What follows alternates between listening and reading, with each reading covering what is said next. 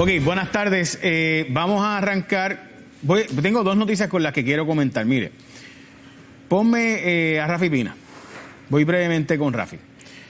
Quiero decirles que estos no son buenas noticias. Y es obvio que usted dice, pero es obvio que no son buenas noticias, ¿verdad? Bueno. Ok. Yo no he podido leer el razonamiento del Tribunal de Apelaciones, del Circuito de Apelaciones, pero cuando el Tribunal del Circuito de Apelaciones tiende a, cuando ve que hay una posibilidad de un nuevo juicio por errores cometidos, tiende a dejar libre a la persona mientras dura la apelación. Esto significa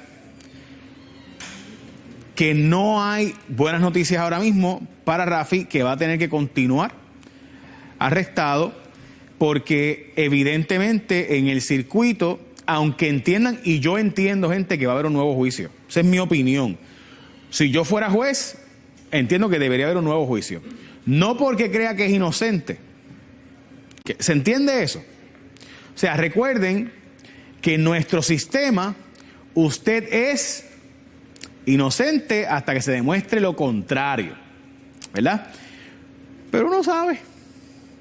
Es difícil de creer, vamos a hablar con honestidad, es difícil de creer que un ser humano que es dueño de muchas casas no supiera que en una de las casas había armas de fuego que tuvieran huellas dactilares, algunas de las balas, que unas balas eran de armas adicionales a las que había allí, porque había unas balas que no cuadraban, no concordaban. ¿Se está entendiendo, verdad? O sea, hay una famosa cita del juez Serrano Hales que dice que los jueces no pueden ser tan tontos. Dice imbéciles, pero no quería decirlo. Los jueces no podrían creer, no pueden ser tan inocentes, lo que dice, pero yo quería decir imbécil. Los jueces no pueden ser tan inocentes de creerse lo que nadie más creería, ¿verdad? Pregunta. Yo creo que merece un nuevo juicio. Yo creo que hubo errores en el tribunal local que van a provocar un nuevo juicio. Dicho eso, es difícil de creer que usted está hablando por teléfono y en esa llamada telefónica usted habla de las armas que usted tiene control de esas armas, y después diga, oye, yo no tenía esas armas, yo no sabía nada de eso. ¿Se entiende? O sea, es difícil de creer que usted está planteando en el tribunal lo que yo dije en esa conversación. No es verdad. El que yo estaba haciendo alardes de armas de fuego, no es verdad. El que yo estaba haciendo alardes de que tenía armas y balas para defenderme, yo no estaba diciendo eso. Eso fue una forma metafórica. Es más, escuchen a Goku, ¿me entienden, verdad? Difícil de venderlo. Así que evidentemente el Tribunal del Circuito de Apelaciones, aunque crea que merece un nuevo juicio, le ha enviado un mensaje de que aquí es un convicto ya por un caso federal previo, que debía saber que no podía ni acercarse a armas de fuego, porque el estatuto federal, la ley federal, establece que si usted ya fue convicto por algo a nivel federal, usted no puede tener acceso a armas de fuego. Punto. ¿Que eso es injusto? Puede serlo. Yo creo que lo es. ¿Por qué pienso que es injusto? Bueno, porque si usted es una persona prominente, como Rafi Pina lo es, que te han tiroteado tu oficina. No lo tirotearon por bueno, que sabe usted, ¿verdad? Porque yo escucho a gente decir, yo no sé. ¿Lo tirotearon o no? Tirotearon la oficina. Tirotearon el Choli cuando en el concierto de Daddy Yankee trajeron a Noel AA. que by the way va a pelear ahora en UFC, de Ultimate Fighting Championship. Yo no sé cómo él va a hacer eso. Eso es bueno, allá él. Ok. Todo eso, sin duda, actualmente ya él es considerado un convicto federal que ha vuelto a delinquir, ha vuelto a cometer delito. ¿Se entiende esto lo que estoy diciendo? O sea, lo que estoy diciendo. Yo lo que estoy diciendo ¿es él inocente? Yo no lo sé. Yo creo que él sabía de esa arma y que él tenía control sobre ella, así que inocente para mí no es. Dicho eso, yo creo que públicamente, y lo he explicado varias veces, el juez Bezosa cometió varios errores en este juicio, y en esos errores cometidos en este juicio ameritan un nuevo juicio. ¿Cuáles son los errores? Número 1, que el juez Bezosa, permitió que desfilara evidencia que no tiene que ver con el juicio, como que Rafi estaba siendo investigado por lavado de dinero. ¿Se entiende eso? O sea, si tú estás siendo acusado de tener armas, ¿cómo van a hablar de lavado de dinero? Porque están implicándote que tú eres un delincuente habitual. ¿Se entiende eso? O sea, si tú tienes un caso, vamos a explicar esto. Vamos a suponer que tú tienes un caso de robo, ¿verdad? Y te están procesando por robo. Y te están procesando porque robaste, alegadamente, ¿verdad? Robaste. Y de repente llega allí en el juicio y llegan allí a hablar de que había una investigación de pornografía infantil y tú estabas y te estaban investigando. ¿Qué hace eso al jurado? Piense. Ustedes lo están acusando de robo y de repente sale alguien diciendo en el juicio, que es de robo, sale alguien hablando de que también estaba investigando por pornografía infantil. Si tú eres el jurado, ¿qué tú haces? Te digo, hay que bajarle el dedo, ¿verdad? Y eso no se puede hacer en derecho, eso no se puede hacer. A menos que usted haya sido convicto previamente por ese delito. ¿Se entiende eso? En estricto derecho, o sea, esto es la ley, el derecho constitucional. Usted, si está siendo procesado criminalmente por un delito y usted no ha sido convicto por otro delito, no se puede estar hablando que está investigando de un delito adicional, porque eso lo que hace es que el jurado escuche y dice, el diablo, este tipo hay que mandarlo para lo hondo. Eso no tiene valor probatorio, así se le conoce, no tiene valor probatorio. Se supone que esa prueba no desfile pero desfiló. Otra cosa, el juez permitió que desfilara prueba contra Rafi Pina, y esa prueba incluía las conversaciones con los abogados. Eso se cae de la mata, que eso no puede ser. Se supone que usted, cuando interviene en las llamadas telefónicas, se minimicen, o sea, no se escuche. Usted se supone, sí, Rafi, te está llamando tu licenciado Jay Fonseca. Por si acaso, no soy abogado de Rafi, no hubiera molestado, estoy seguro que pagó torta con las dos manos. Pero Rafi, en las llamadas telefónicas con los abogados, resulta ser que los agentes federales le escucharon y se usó en el juicio. Y eso no se minimizaron. Eso de por sí es un problema. ¿Eso significa que es inocente? No. Eso significa que aquí hubo unos errores en derecho que ameritan, en mi opinión, un nuevo juicio. Otra cosa, la defensa de Pina, el licenciado Rebollo, escribió unas mociones que se entendieron como admisiones de Pina, cuando no eran admisiones. Eso también conllevaría un nuevo juicio. ¿Por qué? Porque toda esa evidencia pasó al jurado y el jurado escuchó, pero si él admitió, pero si él estaba siendo investigado por otros traqueteos, pero si es que, pues ese jurado pues va a tomar una decisión prejuiciada. Además de eso, no se permitió el desfile de prueba, por ejemplo, de cuántas casas tiene Rafi Pina y quién es el realtor que maneja las propiedades. Porque pudiera haber sido que el realtor que maneja las propiedades, pues, ¿verdad?, supiera más. No se permitió ese desfile de evidencia de las propiedades que él tenía, y el realtor o la persona, el corredor de bienes raíces que le maneja las propiedades. También, en mi opinión, otro error.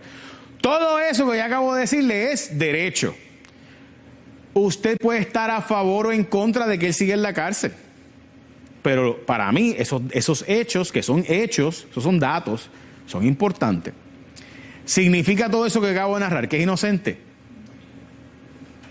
Pero sí significa que en el proceso legal se cometieron errores que ameritan un nuevo juicio sin los daños, sin los errores. A veces, cuando se cometen estos errores, los jueces dicen, mira, aquí no hay forma de hacer un nuevo juicio, esta evidencia no se puede usar, esta evidencia tampoco, y lo que quede, pues. Y a veces no se hace un nuevo juicio. Veremos a ver. ¿He dicho que es inocente? No, no he dicho eso. ¿He dicho que es santo? No, no he dicho eso. Digo esto porque en las redes sociales, si uno dice las cosas que estoy diciendo aquí, pues rápido dicen que es que uno, pues, ustedes me entienden, ¿verdad? Ok. Dicho eso, cuando regrese,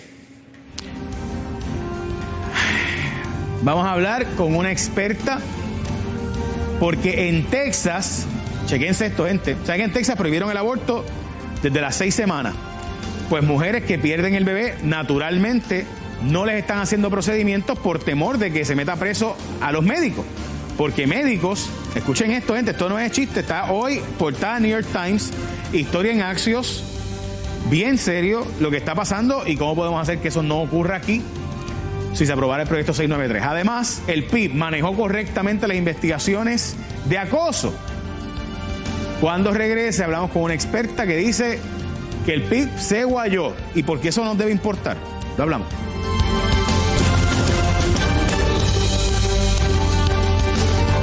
Bueno, el Partido Independentista Puertorriqueño ha pasado por un momento bien complicado recientemente por una decisión que evidentemente es cuestionable. Pero además de eso, hoy sale una información en el New York Times y en Axios, medios bien importantes, de lo que está pasando en diferentes estados. Primero, médicos se están yendo, por ejemplo, de Texas, después de que muchos médicos de aquí se han ido para Texas, han estado mudándose, buscando otros lugares porque temen ser procesados criminalmente en caso de que violen la ley. En Texas, la ley en contra del aborto es sumamente restrictiva. Después de que haya un latido del corazón a los 4 o 6 semanas de embarazo, ya no se puede abortar. Hay un detalle, y es que obviamente en el caso de terminar un embarazo voluntariamente es una cosa. Hay otros embarazos, son lo que llaman miscarriage, ¿no? O sea, perdió el bebé. Y el procedimiento que se hace, los famosos, ¿verdad?, procedimientos que se hacen posteriores a una circunstancia donde el bebé muere, naturalmente, es el mismo.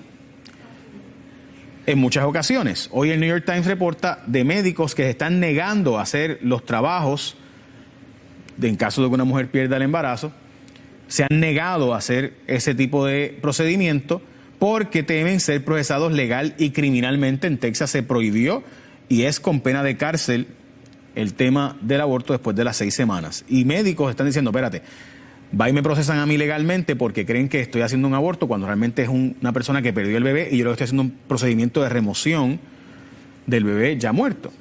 Pero los médicos alegadamente, ¿verdad?, dicen varias historias de New York Times y Axios también reportó lo mismo. Medios serios en los Estados Unidos están planteando que esto está ocurriendo en Texas. ¿Qué ocurre? ¿Por qué digo que esto es importante? No solo porque médicos de Puerto Rico se han ido a Texas, sino porque también obviamente hay una preocupación de que eso pudiera ocurrir. El proyecto aquí prohíbe el aborto después de las 5 meses y medio, o sea, casi 6 meses. No es lo mismo que, ¿verdad?, 4, 5, 6 semanas. Se entienda eso. Número 1. Y número 2, también debo decir que el proyecto local que está planteándose en Puerto Rico no solo lo prohíbe después de esa época, sino que además se prohíbe, pero si la vida de la mamá corre peligro o hay que hacer un procedimiento que corre peligro la vida de la mamá o del bebé, se puede abortar. Contrario a otros estados donde los procedimientos son mucho más restrictos y los proyectos son más restrictivos que aquí. Además de eso, el Partido Independentista Puertorriqueño manejó correctamente las investigaciones de acoso laboral y demás que estaban ocurriendo en su partido con el famoso chat, que honestamente es un chat bastante con un nombre extraño. ¿Cuál fue realmente la participación del PIB? Con nosotros la psicóloga social comunitaria Catherine Anguila, que escribió una columna hoy en el periódico El Vocero sobre esto. Catherine, hablemos primero del tema de lo que está pasando en Texas, que evidentemente es bien preocupante, no solo por asunto de Texas, sino que también mucha gente quizás empieza a buscar servicios médicos hospitalarios en otros estados, incluyendo Puerto Rico. Buenas tardes, Jay. Buenas tardes a la teleaudiencia de Datos son los Datos. Primero que nada, esto es un asunto tan delicado y tan serio que se abrió la puerta cuando se empieza entonces a revocar el derecho a que una mujer en diálogo con sus médicos o médicas puedan tomar una decisión sobre el embarazo no deseado. Cuando se cruza esa raya, ya entonces se abre a estas nuevas dimensiones, que es lo que pasaba antes del caso de Roe versus Wade. Entonces, cuando tú hablas de cuando se pierde un embarazo naturalmente, que incluso puede la mujer perderlo y parecer como una menstruación, un fluido de una menstruación bien fuerte, con unos coágulos más grandes, ¿verdad? Dependiendo de la etapa del embarazo, o si el feto muere estando dentro del vientre de la madre, es otro escenario también. Así que lo que está pasando es que como se está criminalizando, pues entonces estos profesionales los están en esencia congelando para que no intervengan. ¿Y qué es lo que pasa aquí? Lo que advertimos desde el principio que se radicó aquí en Puerto Rico, el proyecto 693. La vida de las mujeres es la que van a sufrir.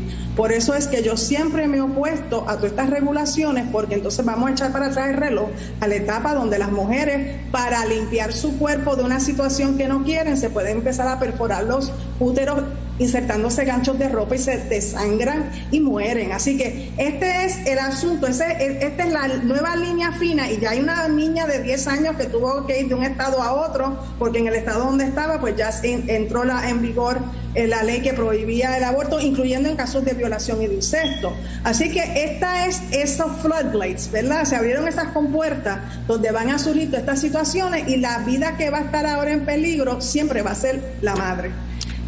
La mujer embarazada. Eso es muy triste para mí. Lo tratamos de advertir aquí en Puerto Rico, aunque la ley que es propuesta es distinta a lo que está pasando en Texas, a pesar que Lisiburgo tiene un proyecto similar corriendo en la Cámara de Representantes.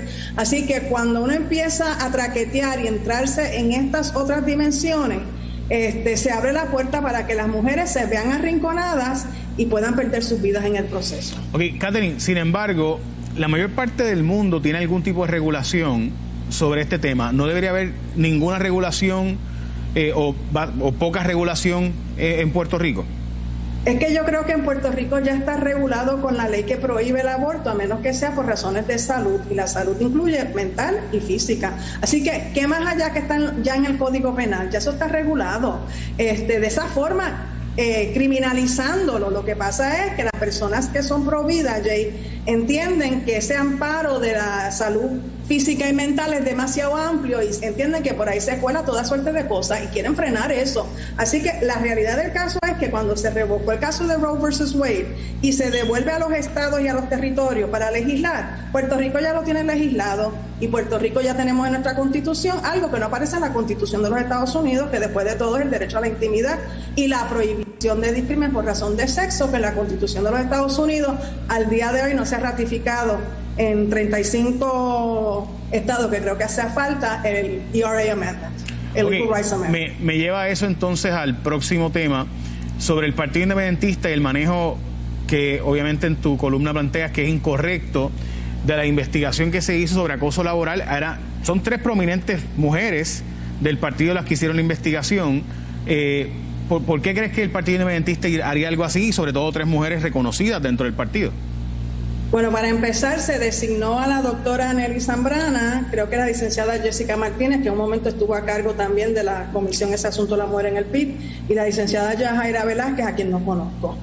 Es que siempre yo he dicho desde hace años, antes de que pasara esta situación en el PIB, es que uno no puede ir a la cueva del león cuando el león en la cúpula es la que está cometiendo la situación, porque el león te va a comer la cabeza, te va a arrancar la cabeza. Así que todos estos procedimientos internos administrativos, a pesar que tienen que aparecer los protocolos en distintas organizaciones y entidades, porque así los requiere la ley, ¿verdad? Lo cierto del caso es que, desde mi perspectiva, son hasta medios decorativos, porque tienen insertado en el propio proceso un conflicto de interés. Y en el caso del PIB particular, todavía yo no he escuchado a licenciado Juan Dalmao decir que este señor Eliezer Ríos Santiago, si no me recuerdo su nombre, era empleado de él cuando él era senador. Desde el 2017 ese informe claramente dice que este señor era empleado en el Senado, pero no nos dicen qué oficina. La próxima oración guarda silencio sobre en dónde trabajaba previo a que llegara María de Luz de Santiago. Sin embargo, señala que ahora trabaja con María de Luz de Santiago, y a mí se me ha explicado por mi fuente que es que María de Luz de Santiago hereda a este empleado. Así que, para empezar, Juan Dalmao, de ser esta cierta la información que yo estoy teniendo tras bastidores, tiene un serio conflicto de interés, así que él tenía que haberse recusado de todo esto, porque cuando los hechos ocurren en diciembre del 2019, los hechos que dan origen a esta situación, porque después hay 2 eventos adicionales. Él era el supervisor de esta persona. Así que a Juan Dalmau también habría que investigar qué él hizo para haber sabido, porque la ley siempre habla de que you should have known, de tenía que haber sabido, a pesar que no lo sabía, ¿verdad? Pero hay unas situaciones que le exigen al patrono a tener que tomar en cuenta, de dar adiestramientos internos en sus oficinas, poner los cartelones que dicen que eso se prohíbe. Así que, ¿verdad? Esto es lo primero.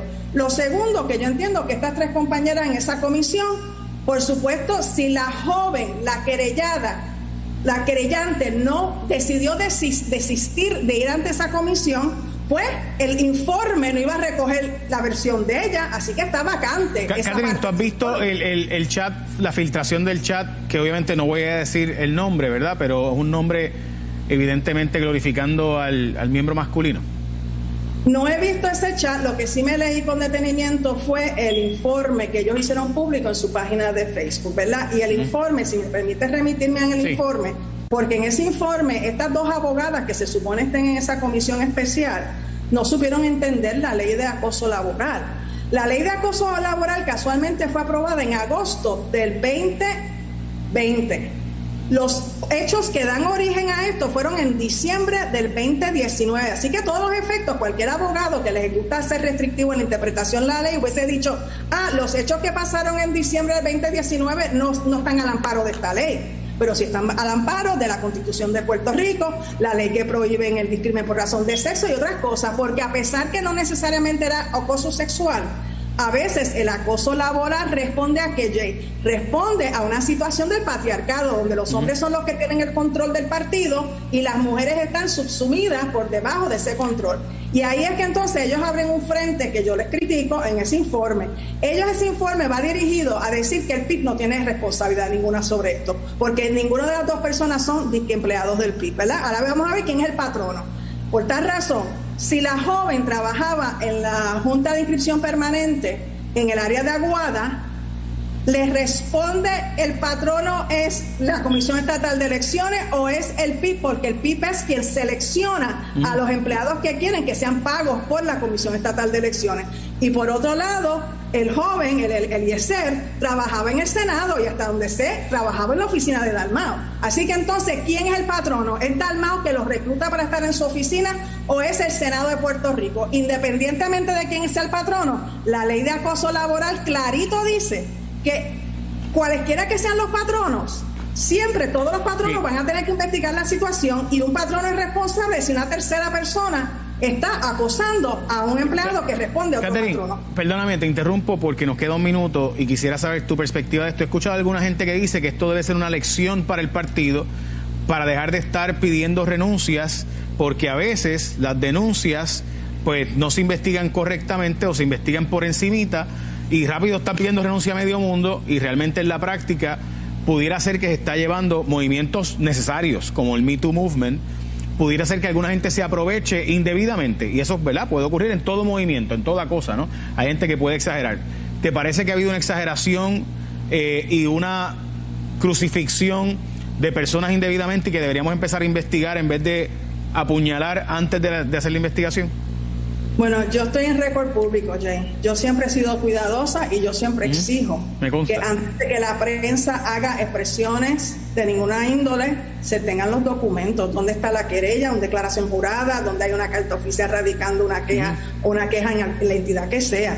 Así que cuando se ha movido, ¿verdad? Y yo estoy en récord habiendo ayudado a una mujer que fue agredida por José Ronaldo Jarabo, una que alegaba hostigamiento sexual en el trabajo por parte de Ramón Luis Rivera Padre, eso es en la década 90. También me expresé públicamente en el caso de Héctor O'Neill. ¿Por qué me expreso públicamente? Porque yo entiendo que una vez hay que analizar el proceso. Lo procesal es importante para dar pie a que las alegadas víctimas puedan con soltura, ¿verdad?, y con su integridad discurrir lo que ellas alegan les pasó a ellas. Yo no soy ciega tampoco ante la realidad. En todos estos 40 y pico años que yo llevo, yo solamente me he cruzado con una sola mujer que fue representada casualmente por un abogado independentista conocido en el país que se inventó los hechos de acoso sexual en el trabajo y ella me lo admitió a mí, abogado independentista. Así que, ¿verdad? Dicho eso, los demás casos que yo he ayudado, en los demás casos que yo he hecho pronunciamiento, siempre me dejo llevar por las declaraciones juradas. Y muchas veces no hay una descripción de los hechos. En este mismo informe del PIB, no está descrito en qué consistieron las alegadas expresiones de ese joven, más allá que se dijo que es como medio un chisme, de que esa persona le dejó saber al novio que ella tiene ahora que de alguna forma ella tenía que tener cuidado con ella porque ella padecía de sus facultades mentales, pero la expresión exacta no se sabe, no se sabe la fecha exacta, no se sabe en qué momento se lo dijo de una persona a la otra. Y por último, Jay, ¿cómo es posible que si el PIB entiende que esto es un asunto serio, el licenciado Adrián González, a quien asignó Juan Dalmao para que investigara esto, se reunió con la alegada víctima en una barra restaurante? Eso no es darle seriedad a la queja o la querella. Gracias, Catherine. Muchas gracias. Siempre a la orden, Jay. Buenas tardes. Regresamos.